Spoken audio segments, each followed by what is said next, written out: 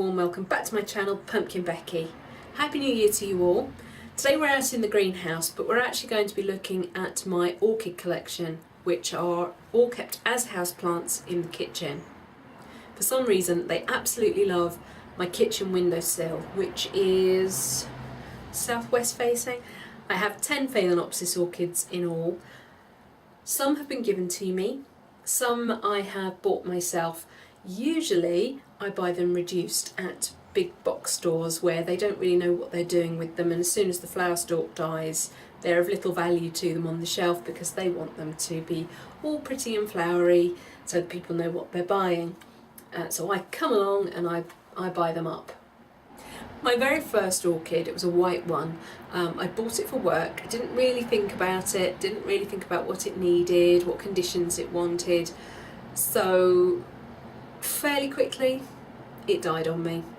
I don't just mean the flowers died, I mean the whole thing just gave up. The leaves went all shriveled and brown and ugh, it was not happy with life. And I thought, well, I knew I was never going to get on with orchids. Fussy things they are. Anyway, when we'd finally finished building our house and we'd moved in, we had a bit of a get together with some family and 2 people bought me orchids. Oh no, I'm just going to kill them. And the next time they come, they're going to say, oh, how are the orchids doing? And I killed them. This is actually one of them. So we've been moved in for 8 years now, and this is one of them, doing really beautifully. I love the markings on this. It's almost like snakeskin. It's absolutely exquisite. It actually came as a pair, so I had 2 from a well-known shop here in the UK. They'd popped them together into one long planter. They weren't very happy. They weren't very happy at all. So I took them out, separated them, and I've now got them in their own individual orchid pots. We'll have a look at those properly in a minute. Of a similar sort of size is this beautiful one, which I did get from a local garden centre. Rich magenta, almost no patterning at all, just a tiny white picoty edging. If you look at the back, you can see that it has some veining, some spotting, but it's so subtle. Really is beautiful. And I did actually just fall in love with the colour of it and say, I'm having that one. This clonker was also given to me as a gift at the family get-together / housewarming party. Wow, I mean the flowers are enormous. Again, if I come in close, we've got beautiful spotting, freckling. It's a white background with magenta, no actually they're purple spotting with a magenta centre. Absolutely gorgeous, and also a hint of limey green just on the bottom bracts there. Then I have 2 smaller ones. This pretty. I do have an affinity for this white, pink and magenta-y purpley colour. I have to just resist buying them all because I just would end up with all orchids looking the same.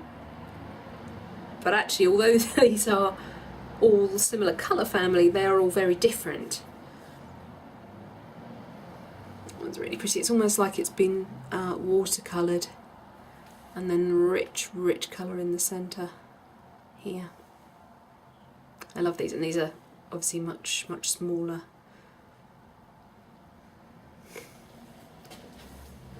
And my final one that's in flower at the moment is this little pretty, which I'm hoping you're going to be able to see the colour. It's almost like sugared almonds. I did actually post a photograph of it on Instagram when it first came out. It's got two stems, one's now finished, but when it first started flowering, I did take a photograph of it and post it on Instagram because It was precious. It was the middle of winter, it was cold, it was dark, it was horrible, but this little sugared almond beauty was smiling at me from my kitchen window. So I've got 4 others that I'm not going to show you in any great detail. They are not doing an awful lot at the moment. They all flowered last year, towards the end of the year actually, so I'm surprised they're flowering again. They're all doing remarkably well. So I will just show you what planters I use and what growing medium I use. I like to use these type of orchid planters that have a well up the centre. What that means is that when the flower pot sits in it, it gets stopped about here so that any excess water just flows out. I use a really loose orchid bark to plant all my orchids in. They did get repotted last summer. they're little monkeys because they try and grow themselves out of their pots. So moth orchids are epiphytes, and that means that they don't use their roots like a conventional plant which grows down into the soil to get its water and its nutrients. They use their thick roots, aerial roots, to gather nutrients from the air, as well as moisture from the air, which is why we tend to grow them in a loose barky material. It might be that in nature you would find one in the nook of a tree branch where a branch meets a trunk, and you might just find one sitting there where lots of leaf litter and bark has gathered over the years. It will seed into there and then continue to grow. So what that means is you don't want a conventional potting compost for them. You want to be using a really light, open, barky compost, something very low nutrient. If you imagine being up in a tree, everything is just washing down to ground level, so very low nutrient, though they do need feeding. If you want to keep them at their best, they do need feeding. But what you don't want to do is try, when you repot, to cram all these roots back down into your soil and compact them. It needs them to be out. It's gathering nutrients and moisture and everything. So don't be tempted to try and bury everything. Now, a lot of growers like to leave their plants out in clear pots like this, because again, in nature the roots would be exposed to the elements, light, that sort of thing. I do prefer to have mine stood in pots like this, just as a look thing. They don't seem to suffer because of it. When I'm watering, I will quite literally turn my kitchen mixer tap on, mainly hot tap, bit of cold, so that I can, it's warm water, it's not freezing cold, it's not boiling hot, and I stand holding my plant under the water, and I make sure that all the soil has water going through it, and you'll see it, and it'll just come pouring out the bottom. You just stand there. It might take, I don't know, 30 seconds or so, and turn it, do another bit, turn it. 30 seconds should be enough for the whole plant if you've got a good water flow. And then all I do is stand holding it until it slows down to just a drip, drip, drip, and then I pop it back in its pot. Again, because the pot only comes to there, that means that any extra water can sit down here, but it won't actually be accessible by the roots at all.